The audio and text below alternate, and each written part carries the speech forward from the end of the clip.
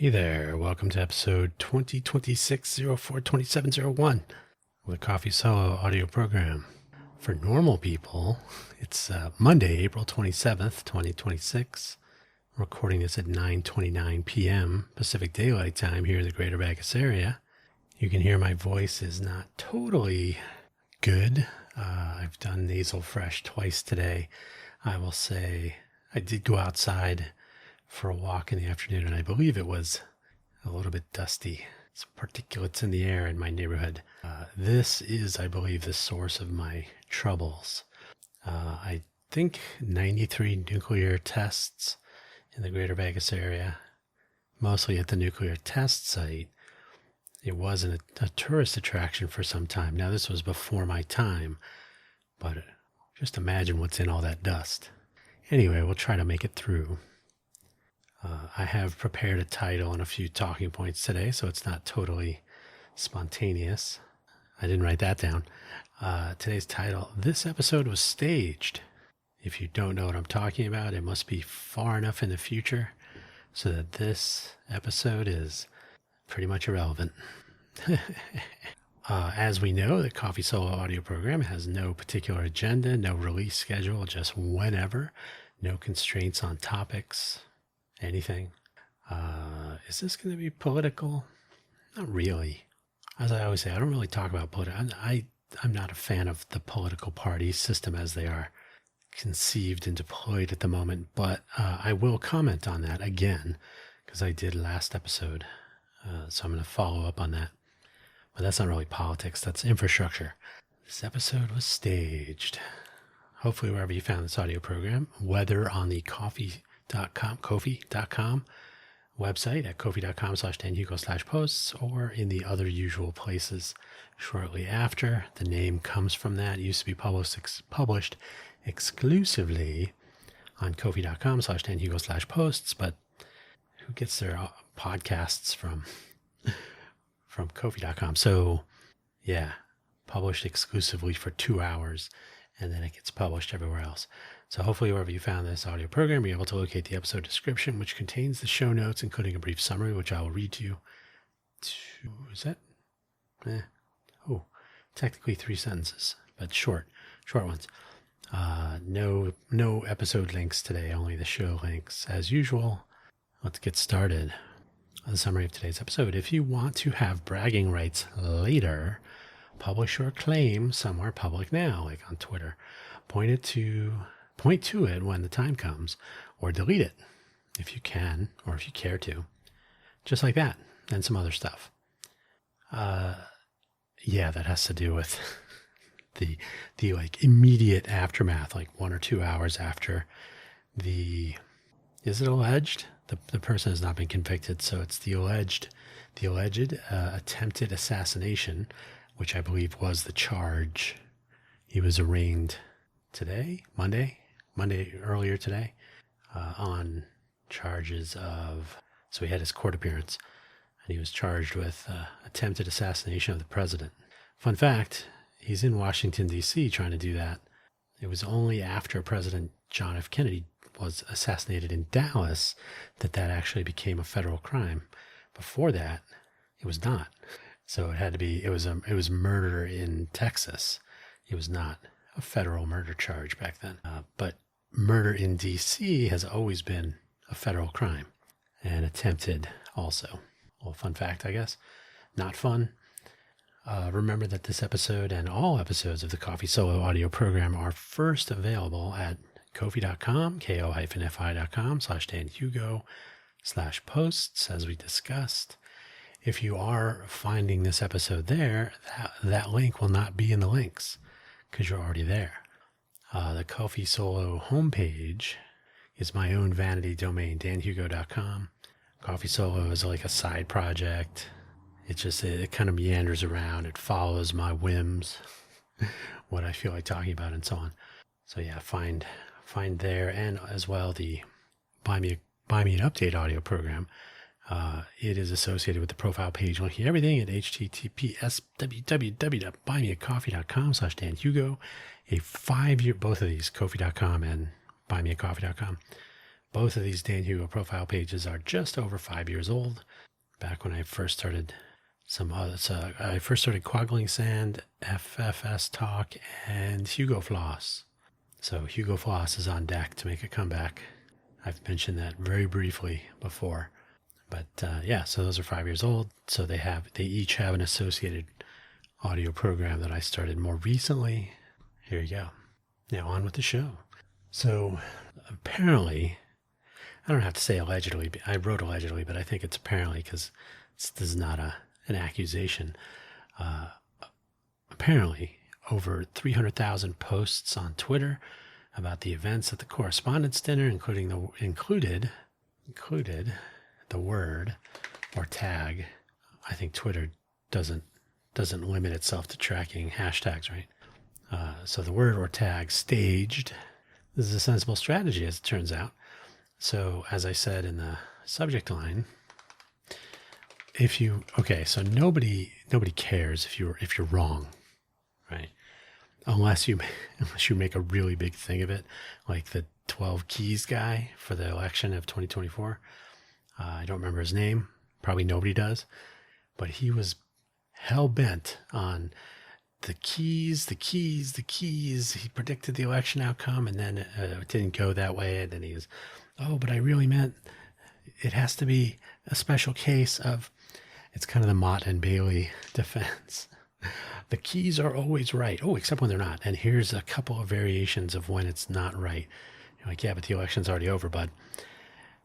But the thing is, so normal people though, you can, and I do this sometimes. Like I'll leave this here for later. So anybody could post something that says staged, and then I don't know, a year from now, whenever the dust settles, some conspiracy find it was staged. You're like, see what I wrote? I wrote this a year ago. But if that never happens, no one's going to come and find your tweet. So it's like a cheap time capsule. You could do the same with what's his name? Eric? No. What's his name? Charlie. Oh, Erica is his wife. Charlie Kirk. You could do the same with Mangione on his murder charge of the insurance company guy. I think he didn't do it. It was a bad arrest. You could post all kinds of stuff and then point to it later. So why not? Life is too short. You can predict the future, and statistically you'll probably be wrong. You just delete it, or nobody's going to go find it, so you can just leave it and never mention it again. But on the off chance, it's always good. It's almost like setting up a magic trick, right? Like I have 52 envelopes with 52 cards, and I determine which one you picked. That's not really how magic works, and then I pull out the right one. I just don't tell people that I had 51 other options in the meantime. Well, of course, with magic tricks, you already know what card they're going to pick because that's the only option they have, because that's how the trick is set up. So, not a good example. But yeah, I just thought that was interesting. I think if I had to make a prediction, I don't think. Well, okay, let me preface this. There's not enough information to really come up with a really solid basis for a prediction. So, knee-jerk reactions, everything about the whole scenario seemed odd. But at the same time, I saw some article from, it was on TMZ, the nation's #1 news outlet, from not Charles Hinckley. What's his first name? I can't remember his first name. Reagan. So, President Reagan was shot by, what's his first name? I can't remember. Hinckley. What's his first name? That's going to bother me. Let me look it up real quick. He was shot outside the hotel, and in that case, he was at point blank range. It was, he couldn't miss. Although he did hit the, John Hinckley. How could I miss that one? John Hinckley Jr. He did hit the, who did he shoot? James Brady. That's right. So the Brady belt. James Brady got hit in the head. That was a bad one. He survived, but never the same. And hit a Thomas Delahanty police officer in the neck. And Special Agent Tim McCarthy was hit in the abdomen as he turned to shield the president. So, Reagan was famously shot. I think it went under his armpit, maybe in his armpit. So it entered his chest. It was very near his heart. He was not Trump old. He was not Biden old, but he was a little up there. I think he was 70 or something. So Reagan famously walked into the hospital because he, kind of like Reagan. I mean, kind of like Trump's fight thing with the fist and the blood coming off, blood in air quotes, and the flag waving behind him and all that. So Reagan was like, I gotta walk into the hospital. So he walks into the hospital, and then he basically, I think, I mean, I wasn't there, but like, he did walk into the hospital. He made it to a gurney, and then, so he survived, obviously. And, there you go. I mean, if Elon Musk had been around for that, I'm sure he would have done something similar and given the Reagan campaign for re-election as much money as he wanted it, whatever. So that was not staged. That was Jodie Foster crush. That didn't go well. So yeah, the stage thing, I think. So even in the TMZ article, John Hinckley says, yeah, that the DC Hilton where the event was, he said, the place is really insecure. And you're like, well, they weren't in the place. I do have to say, if you've ever seen the movie, that's horrible. I should edit that out, I guess. Sorry. The movie, it's with John Malkovich and Clint Eastwood.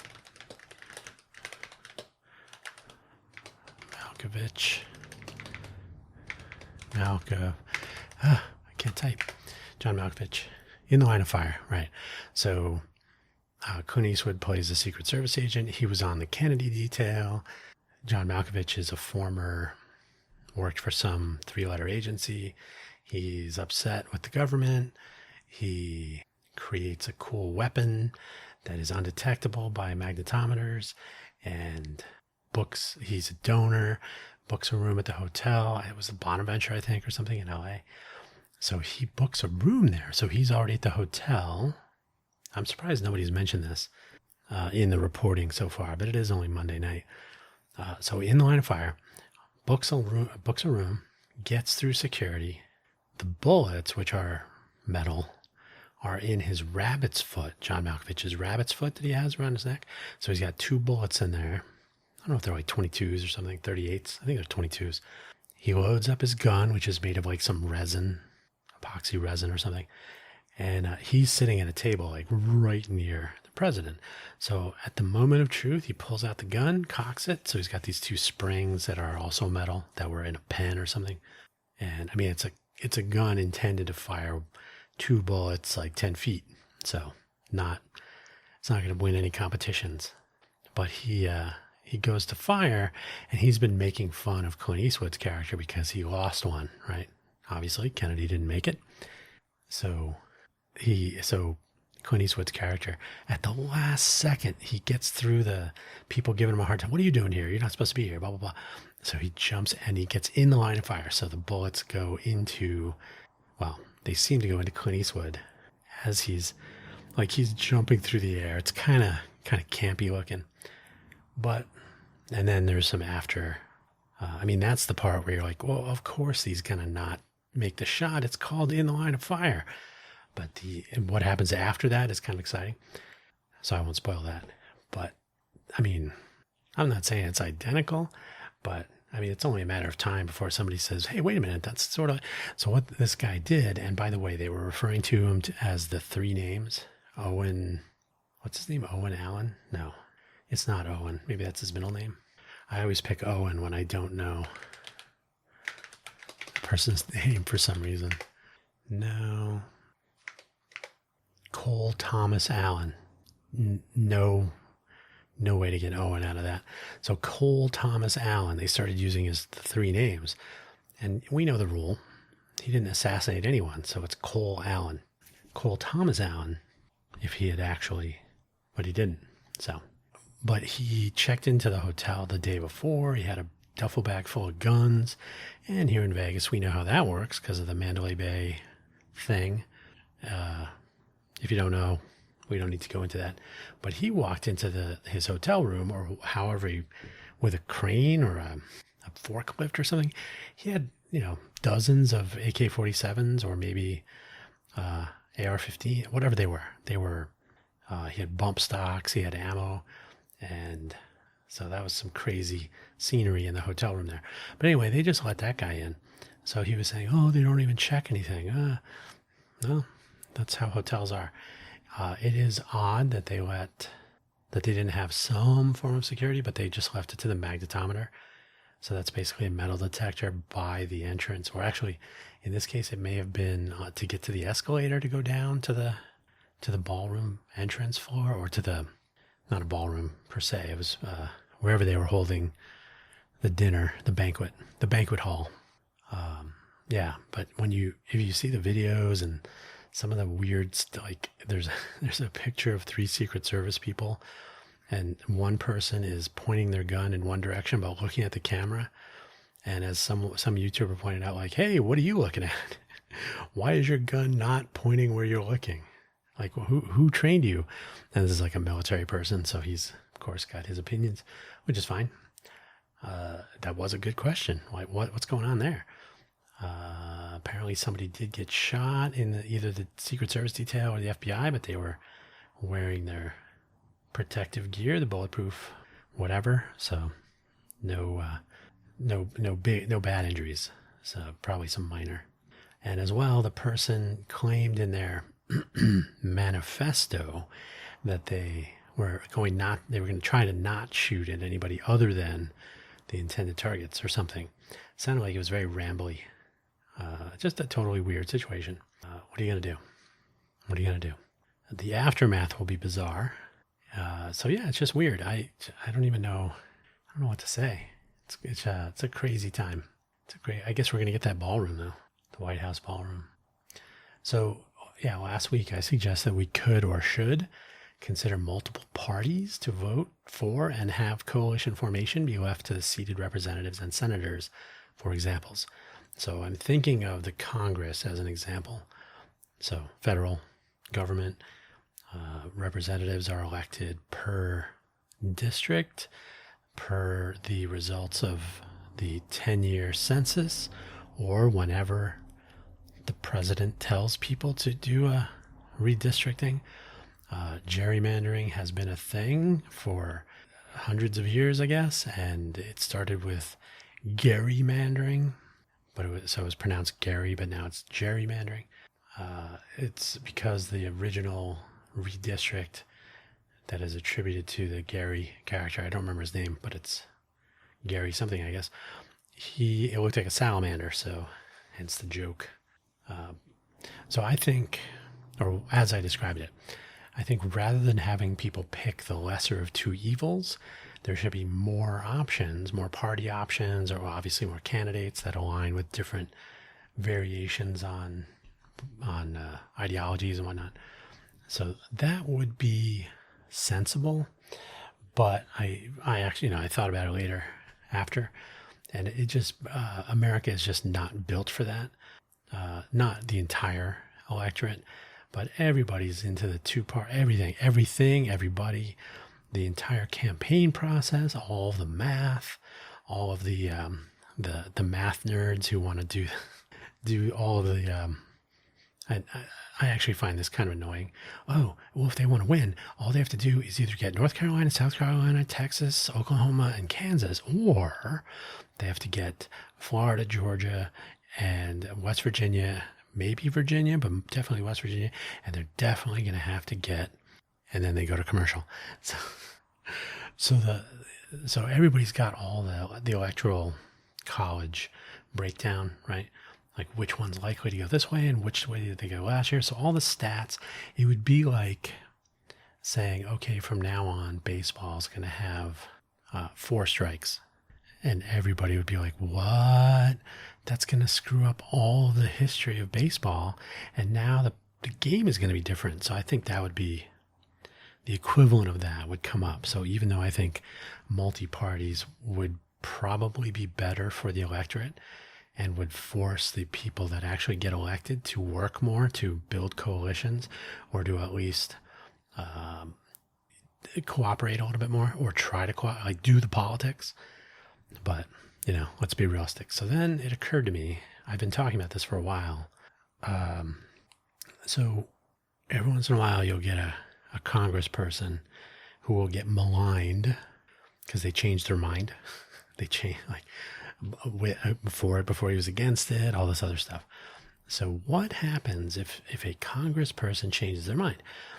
They get maligned. We can't trust them anymore.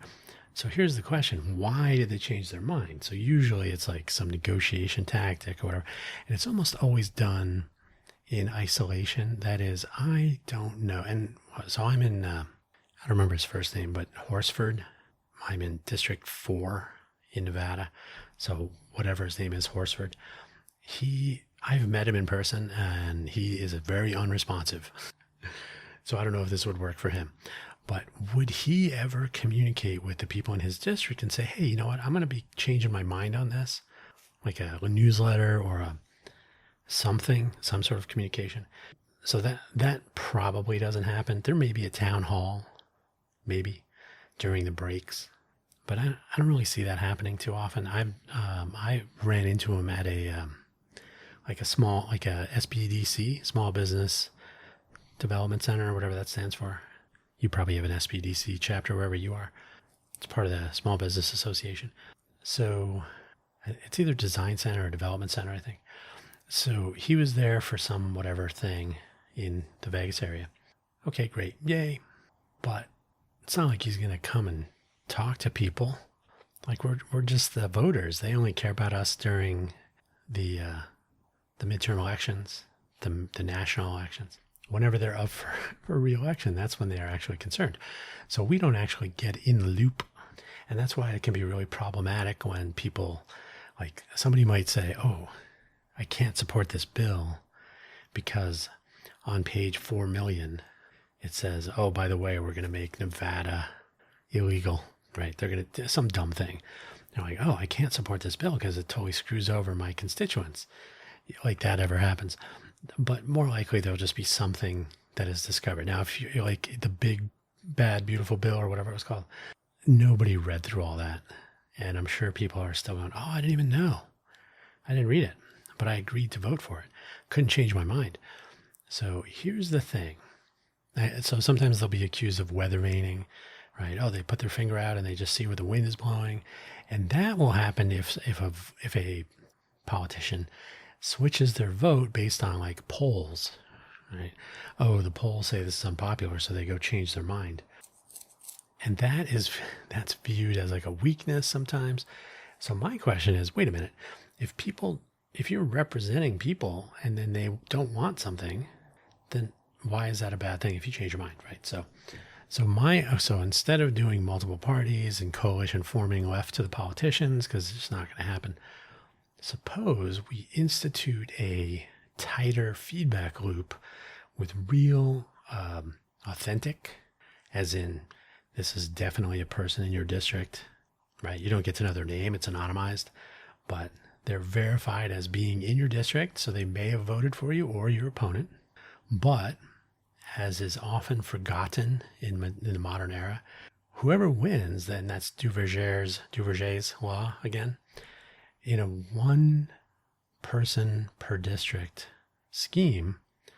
election scheme, where the first person past the post, as they say, the first person to have a plurality or a majority wins, and it's only one, well, you still represent the district, not only the people that voted for you.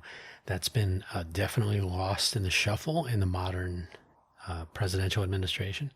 And the whole blue state, red state thing is a farce, right? But anyway, so whether I voted for Horsford or not, he still represents me. He's representing the district, not his voters. So what really should happen is that I should be able to express. Now, they do call on people, or they do say, hey, write your congressperson, write your senator. So you can write to people all day. Now, here's the thing. Okay, first let me go through my bullets. does doing something like that threaten the power of the politician, as though asking permission is now required? Like, hey, everybody, I'm going to vote on this bill. Send me your thoughts on a postcard or whatever, right? So is the politician no longer free to act in agreements and political coalitions and negotiations, something for me in this one and something for you in that one, all sorts of negotiations and compromises, and that's what politics is, and whatever. What is it? Politics is the art of the possible, something silly. Or is a more democratic connection within the republic to the representatives a good idea, right? Like, hey, we should all be able to. It's the modern era, right? We don't have to worry about horseback, cross country, telegrams. We just send an email. Now, the problem with emails is people get opiniony, they get chatty, they want to tell a story. The thing about form letters, like, here's the text of an email that you send your congressperson, they don't care. They're, oh, form letter, who cares? So handwritten, unique, not a copy of a copy, those are going to win over. Now, what that's hard to do. That's hard to ask for people, so you're not going to get millions of people. Well, District 4 doesn't have millions of people, but you're not going to get like more than 10% of a particular electorate or constituency to take that pro action, because it's the pain. I don't know where to mail it. I got to write. That means I got to find a pen. And then what's the thing they stick on the outside of the envelope? I don't know. Is the post office still in business? Barely, for now. It's unfortunate. So polling is already a thing. So the person, the representative, I'm going to use representative, but senator, somebody in Congress. And that's the example. It could be at the state level. It could be at the city or town or county or whatever level. So the level. So it's whenever you have representatives that are supposed to be expressing their views, but in your interest, whether or not you agree with them, they're supposed to be acting for the good of their district, not necessarily for their voters. Why does that make sense? Well, because next time maybe they'll have some new voters that liked what they did, even though they didn't vote for them in the other time. So, it just makes basic sense. It's also supposed to be the way it works. So polling is already a thing, but not necessarily polling my district and asking the same people to indicate whether they are changing their mind or so on. And I think pollsters have opinions about this, because I think it's very expensive and it might even be tedious for the person answering the polls. But I think it's not easy to come up with a scheme where people have a rolling feedback loop. Like, hey, pool of electorate or constituency voters, what do you think of issues A, B, and C? And then 2 months later, hey, same exact people, here's what you wrote for A, B, and C issues. Now, what do you think of them now? Given, so I think that becomes a little bit problematic. Unless you're just incorporated into an online, you don't make it a thing where you're like, okay, today's Tuesday, you have to do this. Just more whenever people feel like it, like, you know what, that really ticked me off that they voted for the thing. And now I'm feeling that the thing that they voted for, I wish I could have told them no. So if you have that avenue, you say, yeah, I think this is okay. Like a degree, like 1 to 5 or 1 to 10. And then, 6 months later, that was a bad idea. I wish they had not voted for it. So it's kind of like a poll, but it's rolling, and you could change your response. The response history is also visible. So you would actually be able to see whether your constituency is diverging from you. Like, remember when we used to agree, but now we totally don't agree on anything, which I can see in the data. Like, everybody is changing their minds and hating me. What's up with that? So it is important to, I'm reading what I wrote now. It is important to recognize that one representative, in fact, represents a district or a state, for examples, and not only their own voters. So we already kind of mentioned this. This would be demonstrable in a rolling scheme that kept voter party and vote history private for the purpose of sharing information. So the vote history might vary. Like, sometimes knowing a vote history would be actually useful. Other times it might be like too much, putting too much on the ball, so to speak, loading up the ball. But not knowing if a particular person voted for you, but having some general stats like people in your party who have, you could do a breakdown like people who voted for you feel this way, people who voted against you, right? People who would vote for you again, you could do all kinds of things that say, like, basically, how am I doing? But more importantly, how well am I representing the interests of my constituency? Not necessarily my voters, but the people I represent. How well am I doing in their opinion? And what should I do next in their opinion, right? Now, a politician in situ might have a better sense of what's going on. There might be a negotiation that is not public. So even though a substantial chunk of people really want you to vote against that thing, you have to vote for it.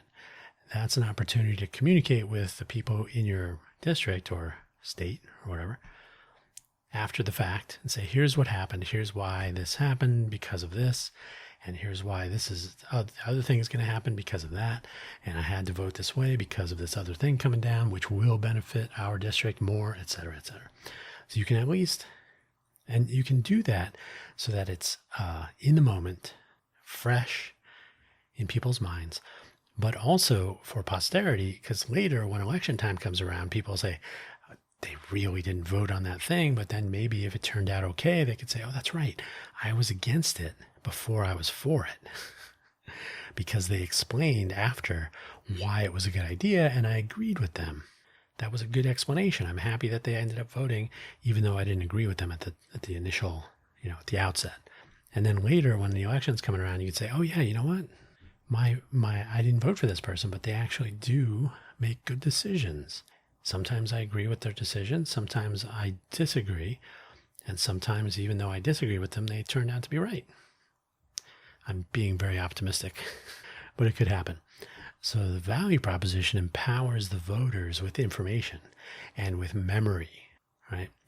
Most, if not all, shenanigans start with people not knowing or not remembering, or both. When Reagan was shot, but he came out okay. When he was shot, I was around for that. I was 9 years old, I think. Alexander Haig was so George H.W. Bush was the vice president. I think he was on a plane en route, getting back to Washington, I think. So Alexander Haig claimed that he was taking on the responsibilities of the president. And so nobody knew what the succession was in the event of an emergency, right?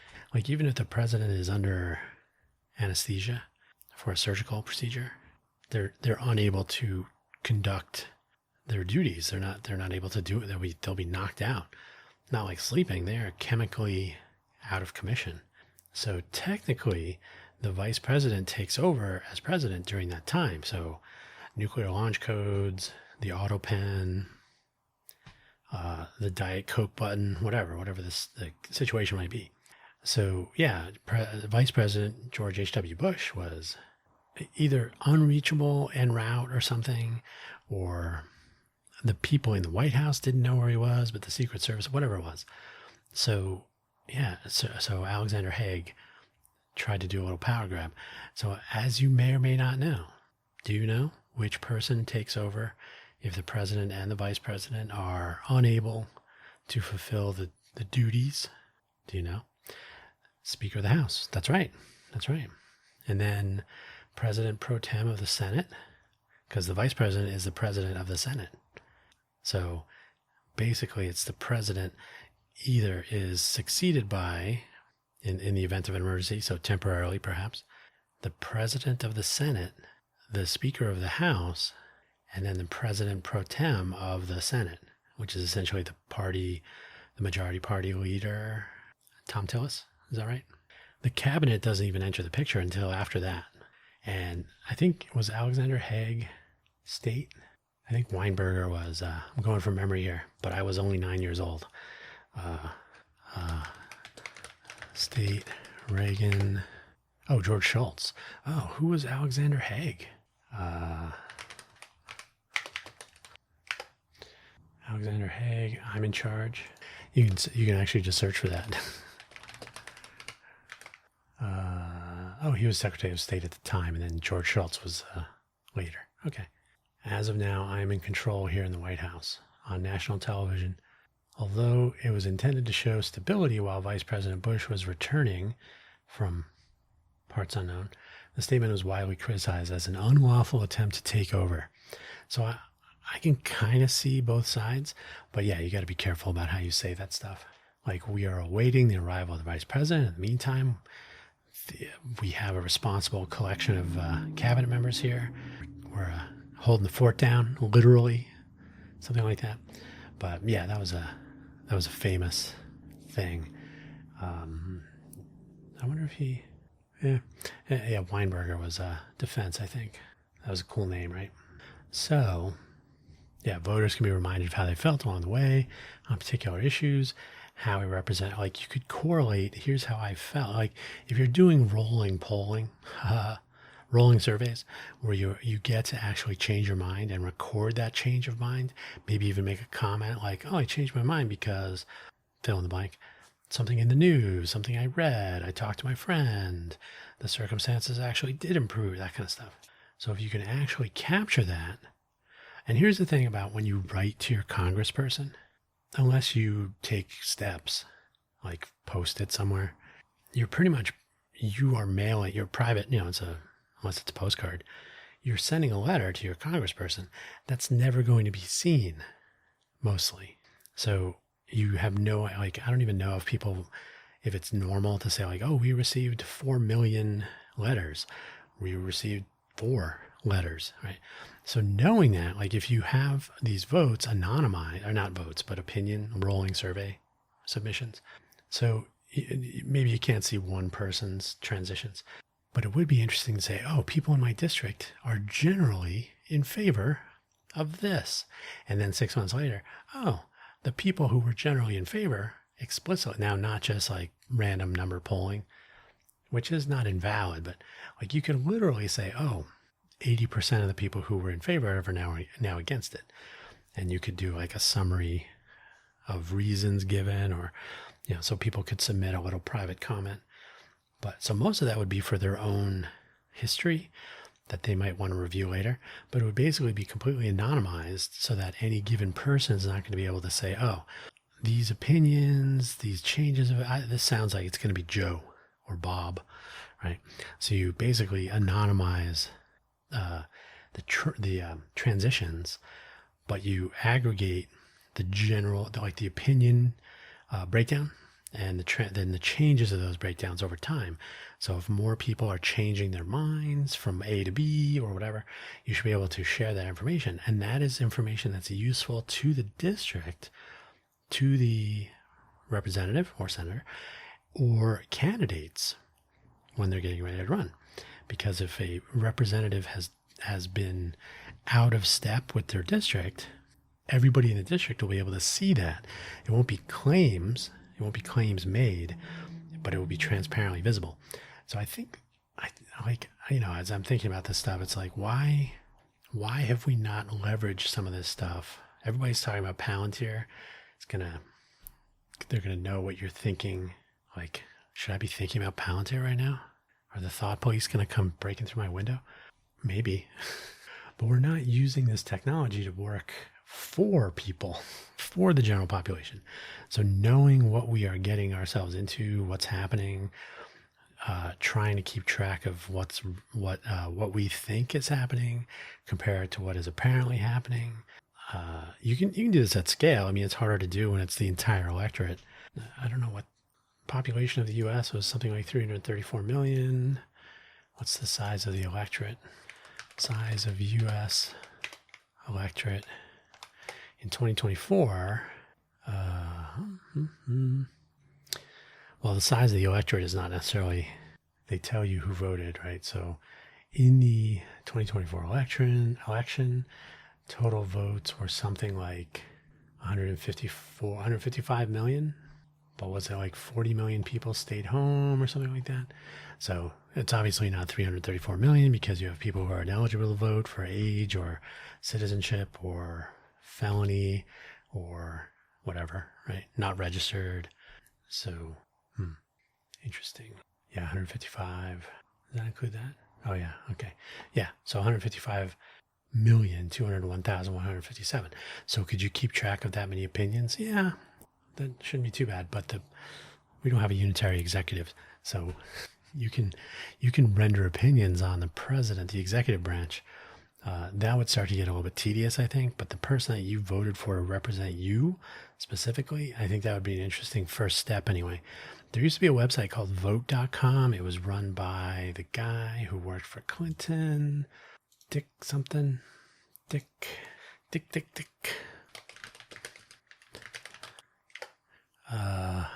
Vote.com.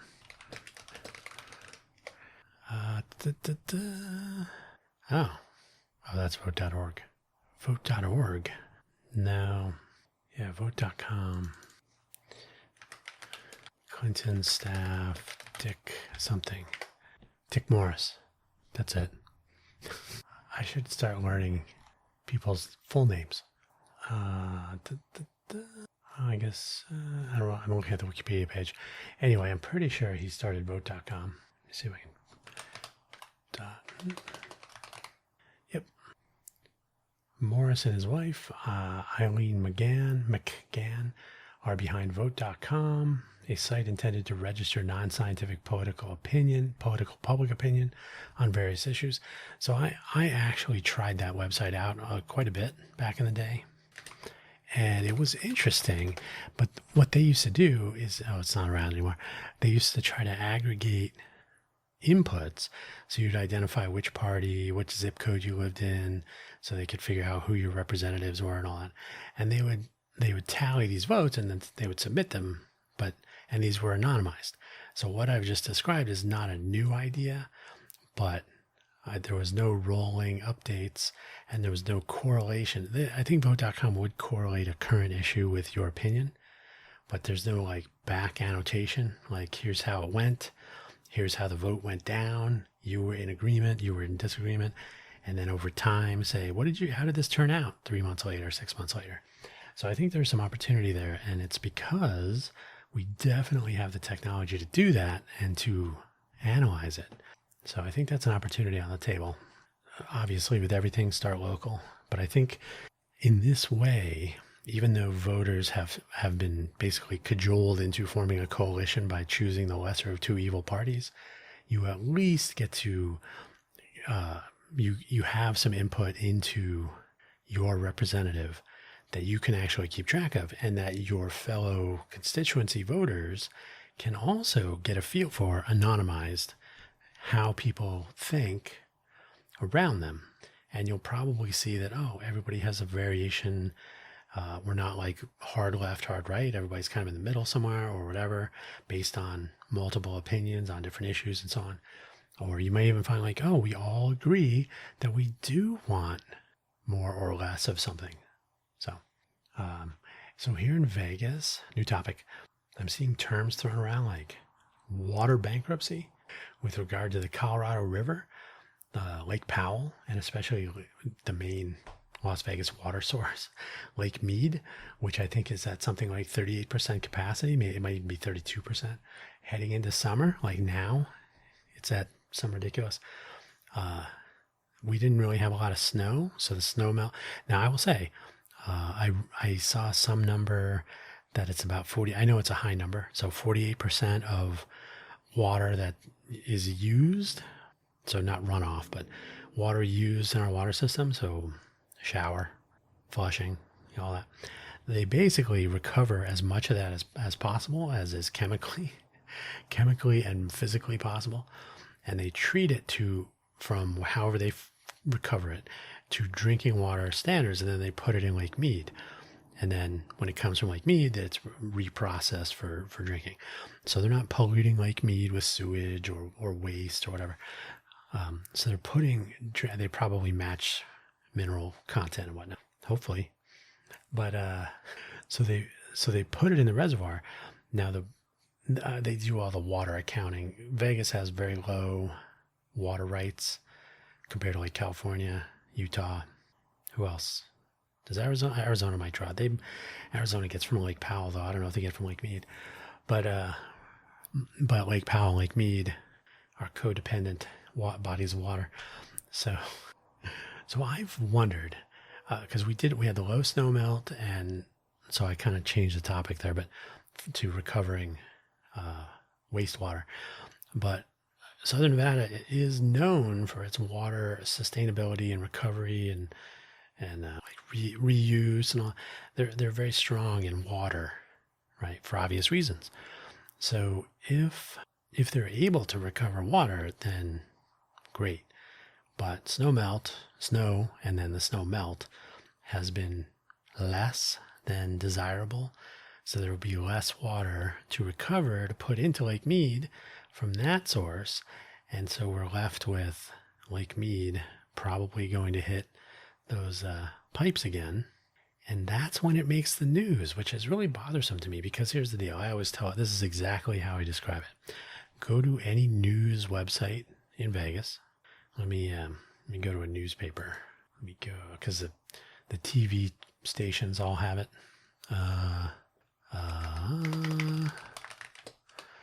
Nevada Current, sure. Oh, they don't have it. So the TV news stations will have it. So what am I talking about? You can probably guess. 8 News Now, in the upper right-hand corner now, at this time, is a moon, 64 degrees. This is America, so they don't say it's Fahrenheit, but it's 64 degrees Fahrenheit, and it's, I guess, I don't know if they're showing a phase of the moon, or if it's just that it's a clear night. They'll put clouds, rain, so there's little icons for these things.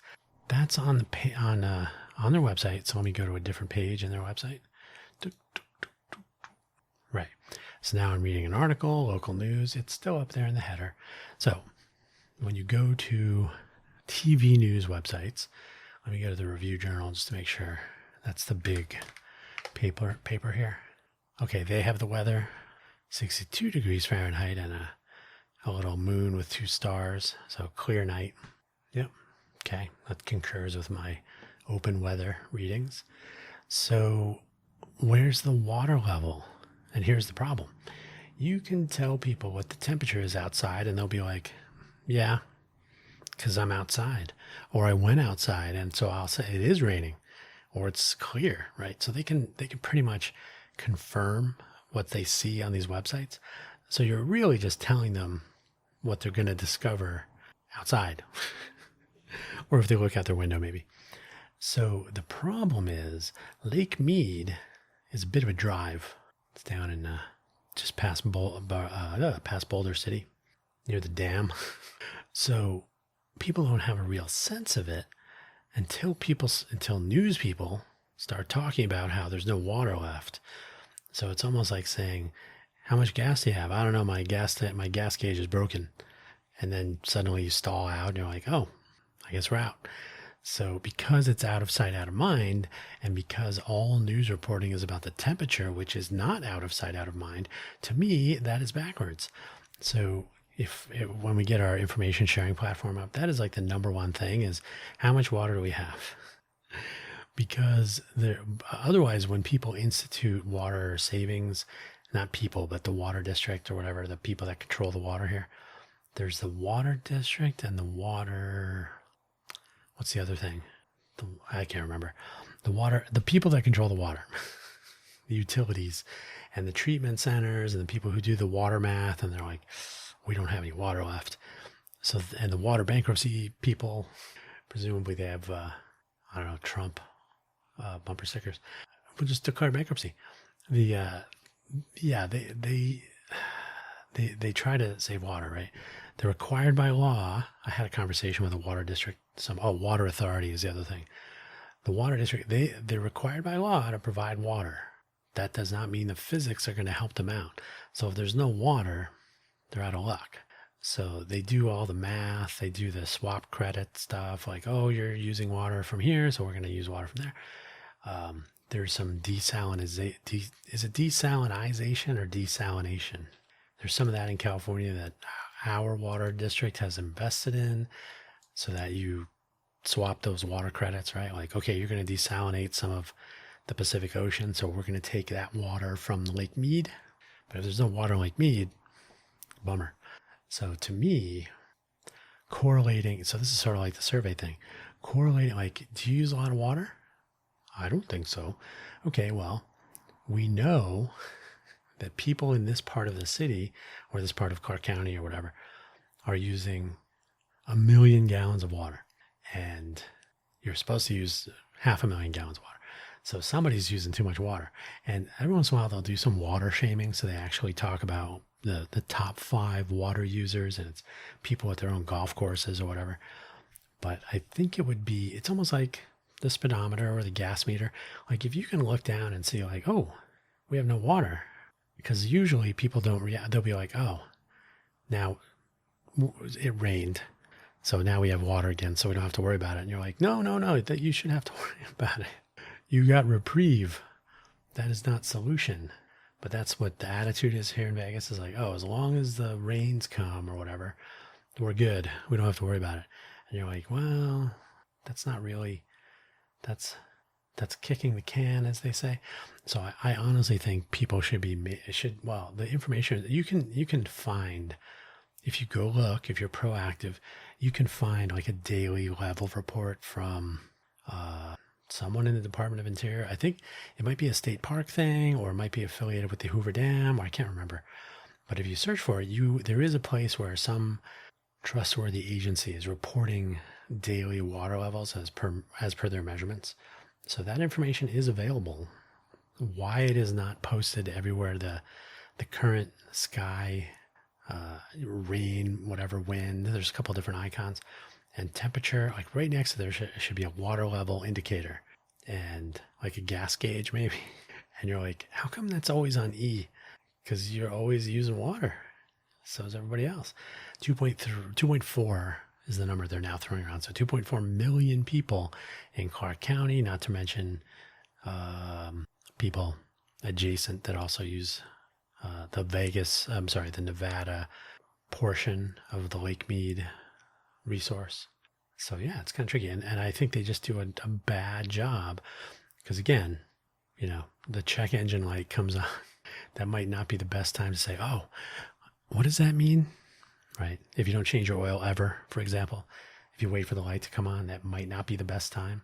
So that's the way we treat the water resource. And I'll tell you, when I was a Boy Scout a long time ago, we were hiking across, we were on the Oberlin Trail in Phoenix, in Arizona somewhere. And you don't want to run out of water when you're hiking through. It wasn't like the deep desert, and there were plenty of people around, but you're like, ooh, I'm getting thirsty and I'm almost out of water. You don't want to be in that situation on 2.4 million person scale. That's not good. Water bankruptcy. I always tell people when they come here, they should bring their own water and leave it. So I've mentioned we're going to end on a high note, or maybe it's not a nice note, but it's not this stuff. It's actually kind of sad. It's not a high note. I've mentioned my movie reaction video habit. I enjoy watching it because it's like watching people who watch the movies that I've watched. So I get to see like a different generation, how they view these things, how they respond, whether they get the references. They usually don't. Like pop culture references, obviously out of reference, out of date. I've seen a few where fans of these creators, I'm gonna say like 3/4 of the people I watch are women and 1/4 are men. And I'll be honest, mostly it's because they're recommended, the YouTube recommendation. So, I mean, I think, what is it? James versus Film. Excellent. Really excellent reviews on movies. He's like a cinematographer.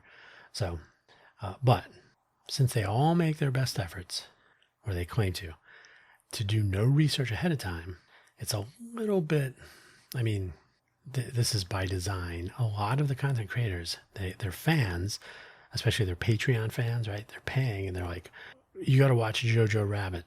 Now, if you've never seen Jojo Rabbit, this won't make any sense to you, but the person then doesn't look up anything about it. They don't do any reviews. They don't look for spoilers and all that stuff. Some of them don't even look at the cover or the movie poster stuff. So they're like, I don't know anything about it. I don't know who's in it. I don't know anything. And if you've never seen Jojo Rabbit, again, it's a weird movie. I'm not even going to tell you anything. But there is a universal emotional response for their fans to see, and they all do this on purpose. So they have no doubt planned. The people who recommended this movie, they know it's going to happen. Some of the movie review responder, or like reaction people, they're human. Some of them are more emotional than others. But the particular scene, and if you have seen Jojo Rabbit, you know exactly what I'm talking about. That particular scene is like a jolt, and I'm sure everybody's like, I just want to see them, whoever it is, go from one thing to another, one mood to another. And I'll not describe it. There's no spoilers here, but you know, if you know, you know. And I think it's mean. I think it's mean to set people up so that you can watch them go through that emotional response. It is informative sometimes. Now, there's a scene in Exorcist 3. If you've seen Exorcist 3, you know what I'm talking about. If you've not seen Exorcist 3, but if you ever see one of these, listicles of the top 5 movies with the most shocking jump scare, you probably have seen the entry for Exorcist 3. It is sometimes given the number 1 slot. It is a solid jump scare. Okay. Very well done. It's a very odd setup. Right? I don't want to give too much of it away if you've never seen it. Now, that is not necessarily an emotional scene. That is it's a jump scare, right? So and it's not even a particularly, it's not gory. Anyway, you're not, I don't want to get too much into I don't want to give too much detail, but the jump scare itself is the thing, right? So with the Jojo Rabbit scene, it's actually kind of a jump scare, but it's definitely everybody does it. No way. And it's, they're setting people up. They're setting up the reaction people to do this so that they can watch. So I just think that's kind of weird. I'm trying to think of I'm sure there are other movies that are like that. So it's not just this movie, but I honestly think, I just think that there's I can't think of the word, but people, they do it on purpose, right? They're doing it for their own amusement, I guess. I think it's kind of weird. I think it's kind of sad, maybe a little bit. So, I still like watching reaction videos, but I'm actually more interested lately in what this, the back rooms is. And I guess there's a whole stream of YouTube videos that were shorts or whatever before shorts were a thing. But they're short videos, and it's going to be turned into a movie, and I really have no idea what's going on. And that guy I think it's James versus Film, he loved it, and so I've seen his commentary on it, but I didn't really watch the video. I was more listening to what he was saying. And James versus Cinema, right? Yeah. James versus Cinema. He's really good. I enjoy his commentary. He's very down to earth and very observant. So it's always fun to hear his take on things. So he was going through some of the backroom stuff. I really have no idea what that is, but it looks interesting and people are going nuts over it. So that's something that for once, I've seen a reaction video to something I've never seen before. So I'm like, interesting. So those are my thoughts. I guess I could just leave it there. We're at 1 hour and 6 minutes or so. So that seems like a good time to call it a day. Thank you for listening as always. And don't forget to check out buymeacoffee.com/DanHugo for links to all of my audio programs. And of course, this program is available first at ko-fi.com, ko-fi.com/DanHugo. In the posts section, both of these websites enable you to give me money. I never really ask for money, but if you do want to give me money, it will go towards the purchase of coffee and coffee accessories. There are some affiliate links in my Buy Me a Coffee profile. You can check those out. There are things I actually use, so there's only a few of them, including some coffee beans that I actually purchase and drink once I pass water through them, hot usually. So there you go. I'm going to leave it there. And thank you for listening. Thank you for participating in this whole thing. Take care now. Bye-bye.